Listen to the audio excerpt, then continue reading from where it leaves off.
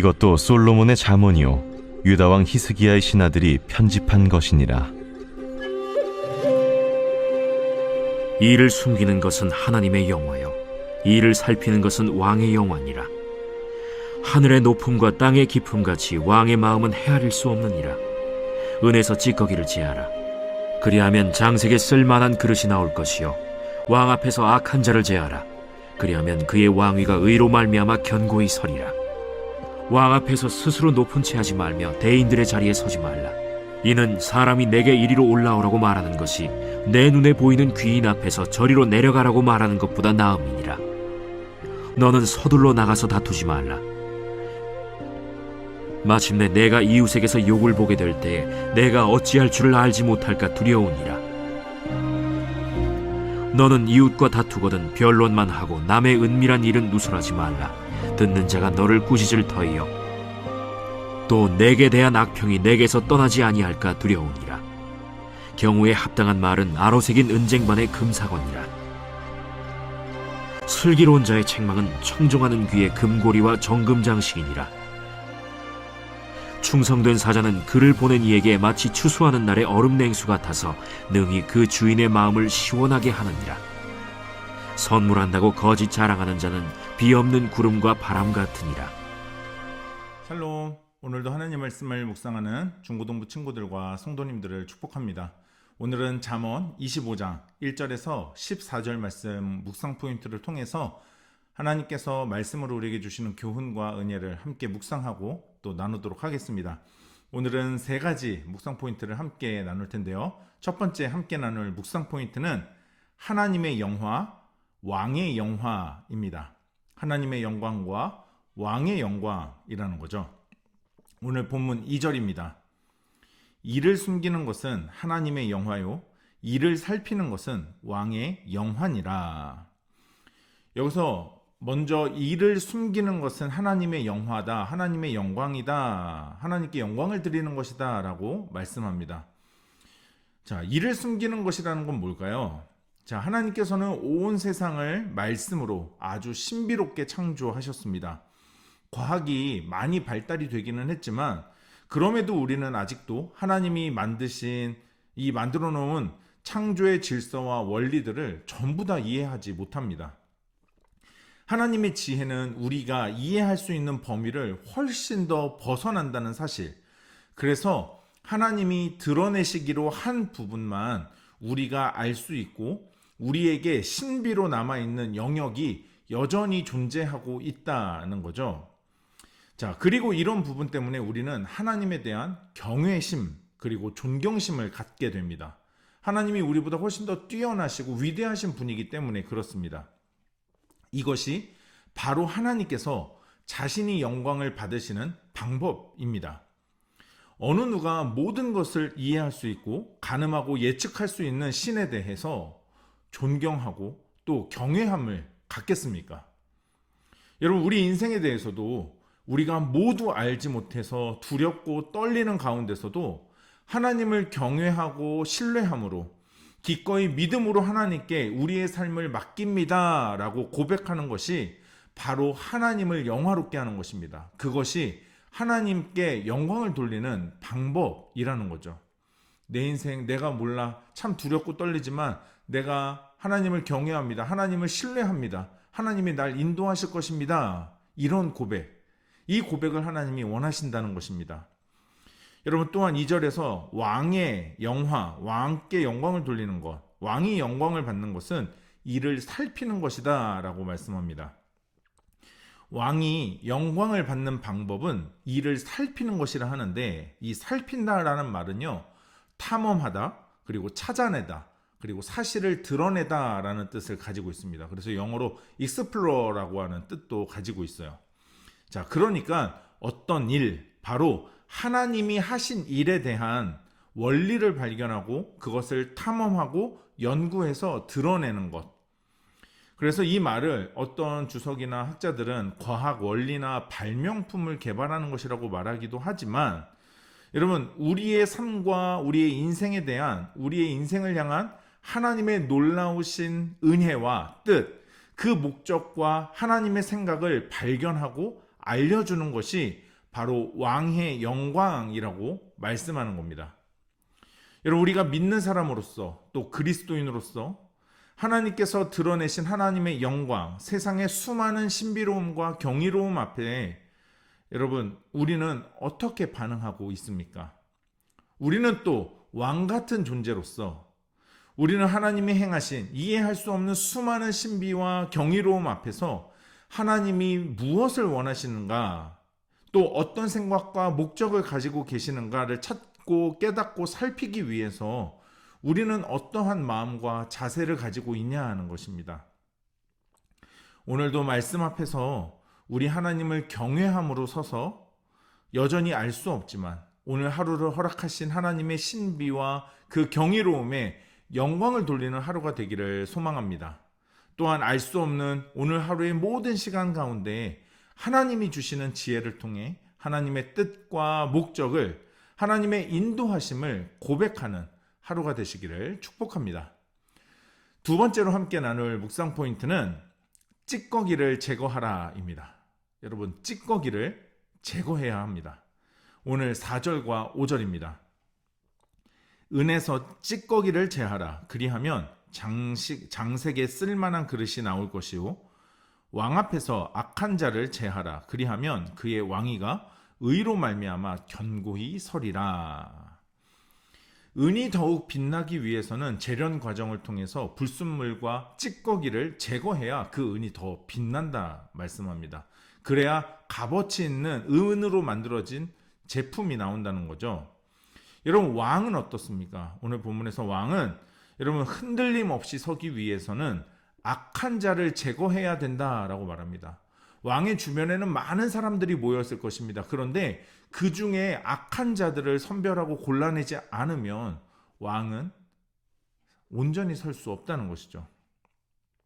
자신에게 아첨하려는 자, 왕을 통해 욕심을 채우려는 자, 권력을 잡고 그 권력을 누리려고 사용하려고 하는 자, 이런 자들을 제거해야 한다는 겁니다. 그래야 왕의 자리가 견고할 수 있고 왕으로서 지켜야 할 공의와 그 공의의 실천을 유지할 수 있어요. 그럴 때 왕으로서의 권위가 서고 왕의 영광이 더욱더 빛나게 되는 겁니다. 여러분, 그렇다면 오늘 이 말씀은 우리에게 무슨 교훈을 주시는 걸까요? 그리스도인으로서, 하나님의 백성과 자녀로서 우리가 제거해야 할 찌꺼기가 무엇이냐는 것입니다. 이 정도면 됐지라고 생각해서는 안 된다는 겁니다. 여러분, 그렇지 않으면 제대로 된 은의 가치를 할 수 없는 것처럼 왕의 역할 또한 그렇기 때문입니다. 그리스도인의 역할도 마찬가지라는 거죠. 찌꺼기가 섞여 있는 한 그 가치는 떨어집니다. 그리스도인이라는 가치, 하나님의 백성과 자녀라는 우리의 그 정체성, 여러분, 아주 작은 찌꺼기까지 제거해야 합니다. 진정한 가치 있는 그리스도인, 하나님의 자녀로서의 하루와 인생이 되시기를 축복합니다. 세 번째로 함께 나눌 묵상 포인트는 추수하는 날에 얼음 냉수 같은 자입니다. 추수하는 날에 얼음 냉수 같은 자. 오늘 본문 13절입니다. 충성된 사자는 그를 보낸 이에게 마치 추수하는 날에 얼음 냉수 같아서 능히 그 주인의 마음을 시원하게 하느니라. 충성이라는 가치가 이 충성의 대상에게 어떤 의미인지 말해주는 말씀이에요. 이스라엘의 추수하는 때는 매우 더운 날입니다. 더운 계절입니다. 그래서 더울 때 냉수 한 잔이 얼마나 시원함을 주는지 이건 말로 표현하지 않아도 모두가 이해하실 수 있을 겁니다. 충성을 요구하는 자에게 충성하는 사람, 오늘 본문은 왕이 보내는 왕의 메시지를 전달하는 사람인 사자, 사신을 말하는데요. 그 사자와 사신이 충성되고 충성할 때, 다시 말하면 왕이 전하고자 하는 메시지를 온전히 전하는 그 사자, 그는 주인의 마음을 추수의 날 얼음 냉수같이 시원하게 해주는 사람이다 라고 말씀합니다. 여러분, 하나님은 우리를 이 땅에 하나님의 대사로, 하나님의 사자로 보내셨습니다. 우리가 하나님의 보내신 목적과 전해야 할 메시지, 알려야 할 하나님의 뜻을 온전히 따르고 순종하고 전하며 실천할 때 하나님은 우리를 통해 하나님의 그 마음에 시원함을 느끼신다는 말씀인 거죠. 하지만 반대로 오늘 본문 14절입니다. 선물한다고 거짓 자랑하는 자는 비 없는 구름과 바람 같으니라. 여기서 선물을 충성이라고 이해해도 될 것 같아요. 그런데 거짓 자랑, 이 자랑에는 떠벌리다 라는 뜻이 있거든요. 그러니까 선물하겠다고 말만 떠벌린 사람은 비 없는 구름 같고 또 바람 같다는 것입니다. 언제요? 추수하는 날에, 무더운 날에 말이죠. 여러분, 추수할 때, 무더울 때 구름 시원하죠. 물론 시원합니다. 하지만 장마철, 비가 와야 될 때 비가 없는 여름의 그 구름 어떻습니까? 엄청 습합니다. 더운 곳보다 우리를 더 덥게 만듭니다. 그냥 더운 게 아니라 불쾌감도 올라갑니다. 힘들게 하죠. 뿐만 아니라 오늘 본문에 바람 같다 하는 것은 잡을 수가 없는 것이에요. 잡을 수가 없는 것. 여름에 시원하게 만드는 그런 의미가 아니라 그 바람을 잡을 수가 없는 거죠. 지나가는 것입니다. 잠깐은 시원할지 모르지만 잡을 수가 없어서 의미가 없는 것이라는 의미입니다. 다시 말해 아무것도 건지지 못하는 사람이라는 거죠. 여러분, 더운 여름날 얼음 냉수 같은 사람이십니까? 아니면 비 없는 더운 날 후텁지근하게 하는 구름, 그리고 의미 없이 한 번 불고 끝나버리는 바람, 그런 존재이십니까? 여러분, 하나님이 보내신 뜻대로 살고 계십니까? 아니면 내가 말하고 행동해야 할 하나님의 뜻과 말씀을 나는 잘 행하고 있습니까?